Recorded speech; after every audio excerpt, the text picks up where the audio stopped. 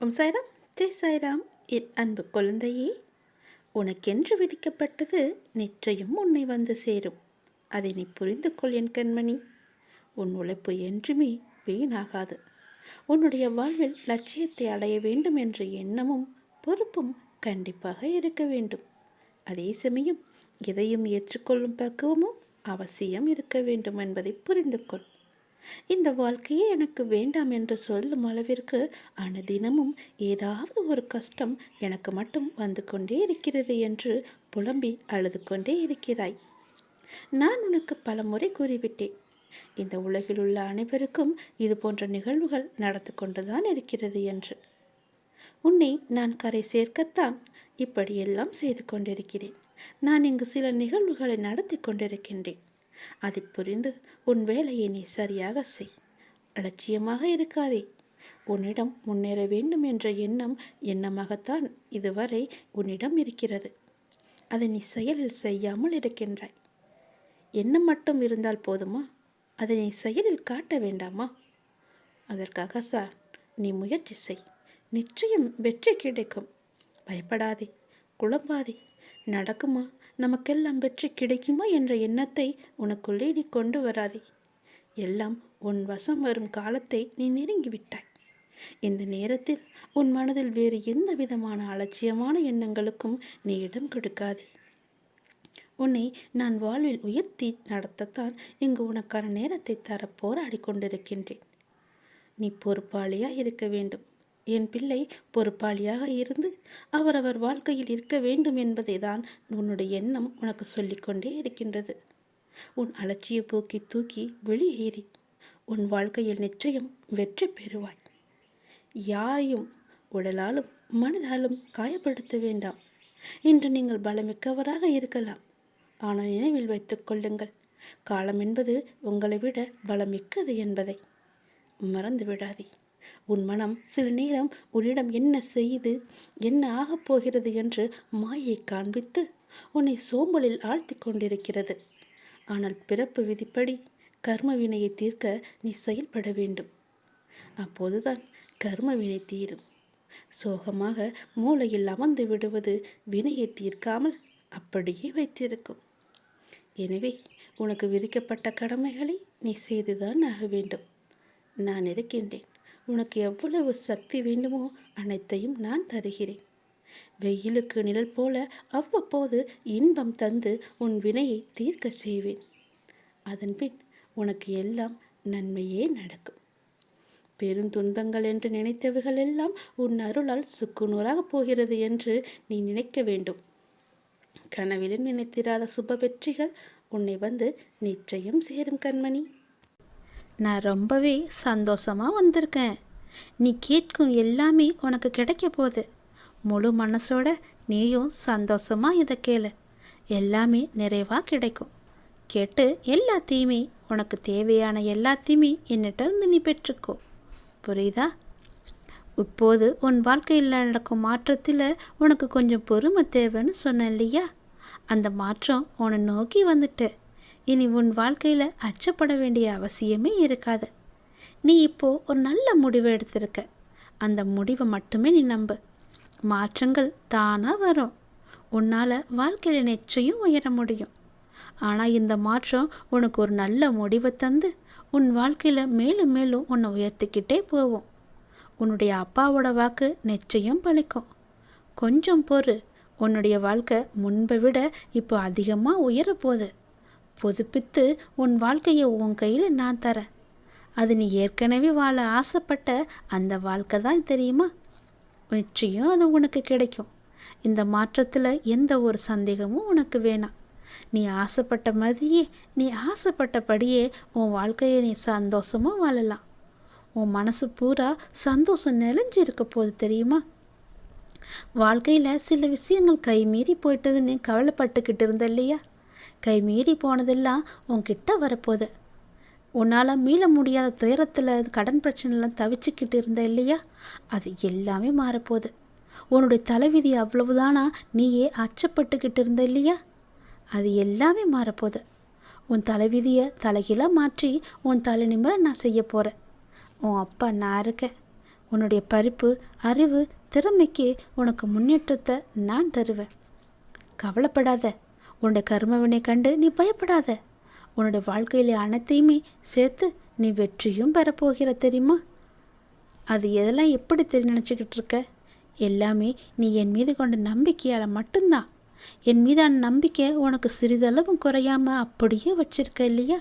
அதனால தான் இந்த பரிசை நான் உனக்கு தரப்போகிறேன். உன் வாழ்க்கை சந்தோஷமாக மாறப்போகுது. எதை பற்றியும் நினைக்காத. உன்னுடைய கவலைகள், கண்ணீர்கள் எல்லாமே மாறப்போகுது. மிகவும் சந்தோஷமான வாழ்க்கையை நீ வாழ இப்போதே நீ தயார்படுத்திக்கோ. இன்று நான் உனக்கு ஒரு சத்தியம் செய்கிறேன். நீ என்னுடைய ஆலயத்து வருவதற்கான ஏற்பாடுகளை எல்லாமே செய்ய. விரைவாக நான் உன்னை அழைக்கிறேன். என்னுடைய ஆலயத்திற்கு நீ வா. நம்பிக்கையோடு வா. உன்னுடைய வேண்டுதல் எல்லாமே நிறைவேறும். நிச்சயம் நடக்கும். இது என் மீது சத்தியம். நானே உனக்கு சத்தியம் செஞ்சு தந்துட்டேன் இல்லையா? பிறகு ஏன் பயப்படுற? சந்தோஷமாக அவன் என் ஆலயத்துக்கு வா. அதற்கான ஏற்பாடு எல்லாத்தையுமே செய். உனக்கு வேண்டியது எதுன்னு என்னிட்ட கேட்டுட்டு போ. அதை அப்போதையே நான் தரேன். நீ என் ஆலயத்திலேருந்து வந்து திரும்பி வீட்டுக்கு போகிறதுக்குள்ள உனக்கு ஒரு நல்ல செய்தி நிச்சயம் கொடுப்பேன். நான் உனக்கு மனசு நிறைவாக இருக்கும். உன் வாழ்க்கையில் அனுபவிக்காத சந்தோஷத்தெல்லாம் நீ நிச்சயம் அனுபவிப்ப. என் நோக்கி வரத்து நீ தயாராக இரு. நல்லது நடந்து கொண்டே இருக்கும்படி நான் மாற்றி காமிக்கிறேன். கோடியில் ஒருவருக்கு கிடைக்கும் வாய்ப்பு இன்று உனக்கு கிடைக்கிறது. மிக பெரும் அதிசயம் உன் வாழ்வில் நடக்கப் போகிறது. துன்பம் என்கின்ற சிப்பிக்குள் தானே முத்து என்கின்ற இன்பம் பிறக்கும். உன்னுடைய வாழ்வின் எதிர்காலம்தான் உன்னுடைய கனவு மாளிகை அல்லவா? உன்னுடைய வாழ்வின் எதிர்காலம் நன்றாக இருக்க உன்னுடைய அந்த கனவை மனக்கோட்டையில் நிறுத்தி எனக்காக என்னுடைய நாளில் எனக்காக விரதமிருந்து விளக்கேற்றி நீ வணங்கி வர வர நீ நினைத்த கனவு நிச்சயம் பழிக்கும் என்பதை நீயே உணர்வாய். விளக்கேற்றி எனக்காக நீ வழிபாடு செய். நானே உத்தரவு தந்து விட்டேன். உன் வாழ்வில் நீ எடுக்கும் புதிய முயற்சிகள் சிறிது தயக்கத்தை தந்தாலும் வெற்றியையும் தரும். உன்னால் முடியாது என்று மற்றவர்கள் கூறினாலும் நீ உறுதியான வைராக்கியம் கொண்டு அதனை நீ செய்து முடிக்கப் போகின்றாய். உன்னுடைய நேர்மறை எண்ணங்களும் அதற்கு உறுதுணையாக இருக்கும். உன் மனதில் உள்ள கவலைகளுக்கு எல்லாம் ஒரு முடிவு கிடைக்கும். உற்சாகமான வாழ்வை எதிர்கொள்ள நீ முயற்சி செய். முயற்சி செய்தால் உனக்கு நல்லதே நடக்கும். உனக்கு எது வேண்டுமோ அதை நானே தருகிறேன். உன் வாழ்வில் மிகவும் முக்கியமான ஒன்றை நீ தொலைத்து விட்டாய் அல்லவா? அந்த தொலைத்த பொருளாக இருக்கலாம், மனித உயிராக இருக்கலாம். ஏதோ ஒன்று அது உன்னிடம் வந்து சேரப்போகிறது. ஏதோ ஒன்று நீ தொலைத்ததிலிருந்து உனக்கு கிடைக்கப் போகிறது. அது உனக்கு மன மகிழ்ச்சியை நிச்சயமாகவே தரும். நீ தொலைத்ததை விட அது பல மடங்கு நன்மையை உனக்கு தரும். நீ என் மீது கொண்ட நம்பிக்கை மற்றும் பிரார்த்தனையின் பரிசாக அந்த பரிசு உனக்கு கிடைக்கப் போகிறது. உன் வெற்றிக்கான எல்லா அறிகுறிகளுமே உனக்கு தென்படும். வரும் வாரத்தில் உன் வாழ்வில் மிக முக்கியமான சில லட்சியங்கள் எல்லாம் நிறைவேறப் போகிறது. உன்னுடைய வாழ்வின் அடுத்த கட்டம் ஆரம்பிக்கப் போகிறது. உனக்கு அற்புதமான காலகட்டம் வரும் வாரத்திலிருந்து தொடங்கப் போகிறது. எதிர்பாராத திருப்பத்தின் மூலமாக உன்னுடைய வாழ்வில் மிகப்பெரிய மாற்றம் ஒன்று கிடைத்து விரைவில் உன் வாழ்க்கை சந்தோஷமாக மாறப்போகிறது. எப்படி என்றால் கோடி பேரில் ஒருவராக நான் உன்னை தேர்வு செய்திருக்கிறேன். கோடியில் ஒருவருக்கு கிடைக்கும் வாய்ப்பு இன்று உனக்கு கிடைத்திருக்கிறது அல்லவா? அப்படி என்றால் நீ எவ்வளவு பெரிய பாக்கியசாலி, மிகப்பெரிய புண்ணியசாலி. உன்னுடைய வாழ்க்கையில் மிக பெரும் அதிசயம் நடந்திருக்கிறது தானே அர்த்தம். உன் வாழ்க்கை மென்மேலும் உயரப் போகிறது என்று தானே அர்த்தம். ஏனென்றால் நானே உன்னை தேர்ந்தெடுத்திருக்கிறேன். உன்னை தேர்வு செய்து இதை உன் கண்ணில் பட வைத்திருக்கிறேன். அப்படியென்றால் உன் வாழ்க்கை மிக பெரிய அளவில் மாற்றம் வரப்போகிறது என்று தானே அர்த்தம். நல்லது நடக்கப் போகிறது. உன் வாழ்வில் வரும் வாரத்தில் முக்கியமான சில நிகழ்வுகள் எல்லாம் நடந்து உன் வாழ்க்கை அற்புதமான காலகட்டத்தில் ஆரம்பிக்கப் போகிறது, நுழையப் போகிறது. உன் வாழ்க்கையும் நீ எதிர்பார்த்தது போலவே சந்தோஷமாக மாறப்போகிறது. இது அப்பாவின் வாக்கு. நிச்சயம் உனக்கு நிச்சயம் பழிக்கும் என்பதை மறவாதே. உனக்கு மிகப்பெரிய வெற்றி உன்னை தேடி வர காத்து கொண்டிருக்குது தெரியுமா? நீயே ஆச்சரியப்பட்டு போகும் அளவுக்கு மிகப்பெரிய வெற்றி செய்தி உன்னை வந்து சேரப்போத. சந்தோஷமாகவே நீ இருக்க போகிற. நீ எதை எதிர்பார்த்து காத்திருந்தாயோ அந்த நல்ல செய்தியே உனக்கு வந்து சேரும். கவலைப்படாத என் தங்கமி. ஏன் அப்படின்னு கேட்குறியா? என்னுடைய அப்பா எல்லாமே என் கூட இருக்காரு. என்னுடைய சோதனைகளை எல்லாத்தையுமே அவரே பார்த்துப்பாருன்ற நம்பிக்கையோடு எவ்வளோ துன்பம் வந்தாலும் அது தாங்கிக்கிட்டு இருக்க இல்லையா? அந்த துன்பத்தை எல்லாம் போக்குவதற்காகத்தான் உன்னுடைய அப்பா உங்ககிட்ட பேசுவதற்காக வந்திருக்காங்க. என்னை நம்பியவர்களுக்கு சோதனை அதிகமாக தான் வரும். ஆனால் அந்த சோதனை எல்லாம் தாங்கும் சக்தியை நான் கொடுப்பேன். அந்த சோதனையே அவங்களுக்கு தெரியாத அளவுக்கு அந்த சோதனையும் நானே அதை கழிச்சிடுவேன். ஆனால் அவங்களுக்கு தோல்வி என்பதே கிடையாது. என்னட்ட சரணடைஞ்சிட்டாங்கன்னா வேறு எவரிடமும் கையேந்த வேண்டிய அவசியமும் இருக்காது.